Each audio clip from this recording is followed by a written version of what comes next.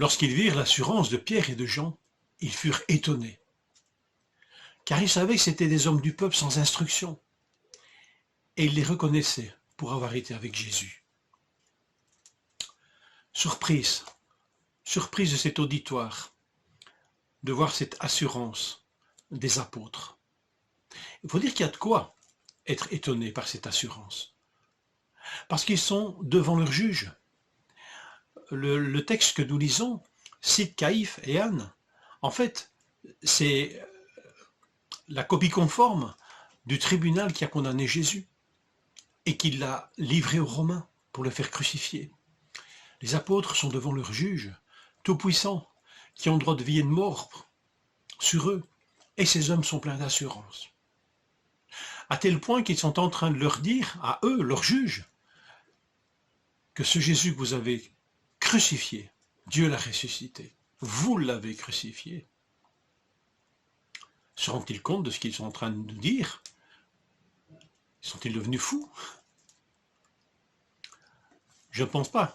Le texte ne dit pas qu'ils sont devenus fous, mais ça a dû les interpeller. Ils les connaissaient pour avoir été avec Jésus.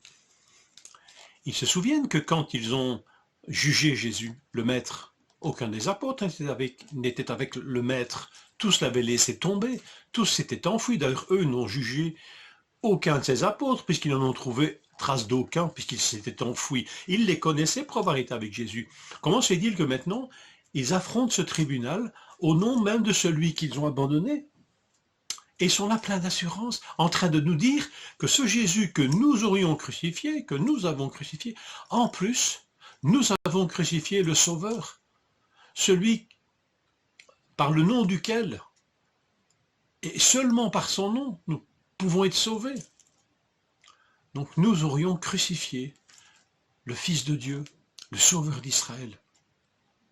Ils sont étonnés de cette assurance. Ils sont étonnés du pédigré de ces hommes qui ont fui.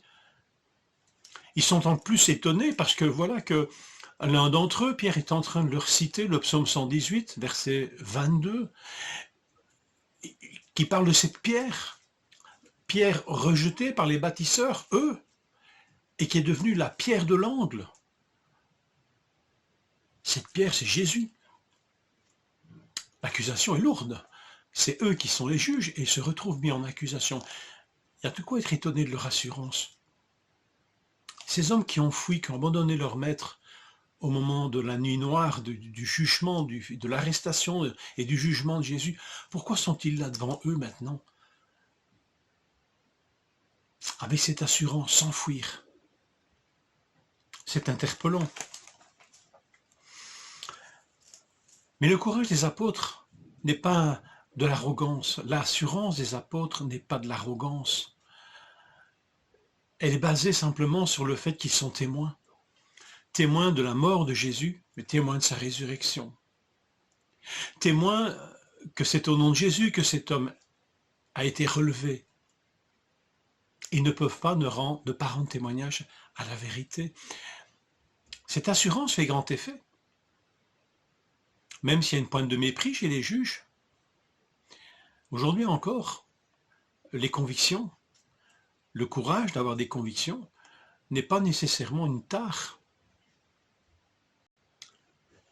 Alors, ces convictions des apôtres ne sont pas des inventions, ce n'est pas de l'autosuggestion, ce n'est pas non plus des kamikazes pleins de haine qui sont là uniquement pour dire aux autres, bien vous allez mourir. En fait, ils leur annoncent le salut en leur parlant de ce Jésus que vous avez crucifié. Mais sachez que Dieu l'a désigné comme sauveur. Ils entendent le salut, ils entendent la proposition du salut. Des hommes pleins d'assurance, qui parlent librement, sans crainte des autres hommes, qu'ils soient juges ou pas, mais sans les haïr, sans les mépriser. Ça, c'est la plus belle des assurances, le plus beau des courages. Oh, c'est pas l'assurance du je sais tout, l'assurance de celui qui sait mieux que les autres. Cette assurance, elle a été forgée aussi dans l'humilité et même l'humiliation. Eux qui avaient été avec Jésus, qui l'avaient laissé tomber. Alors il y a de l'espoir pour nous. J'espère que cette assurance m'habite aussi. J'espère que, non pas de l'arrogance, mais ce courage, cette liberté d'oser partager le salut de Jésus sans crainte des hommes, en espérant sincèrement qu'il passe par le salut. Est-ce que cette chose habite encore mon cœur? Est-ce que cette assurance est bien là? Le psaume 118 a été cité par Pierre. Je conclus cette petite méditation par la lecture de quelques versets. Les psaumes les citations de l'Ancien Testament dans le Nouveau sont toujours très bien choisies.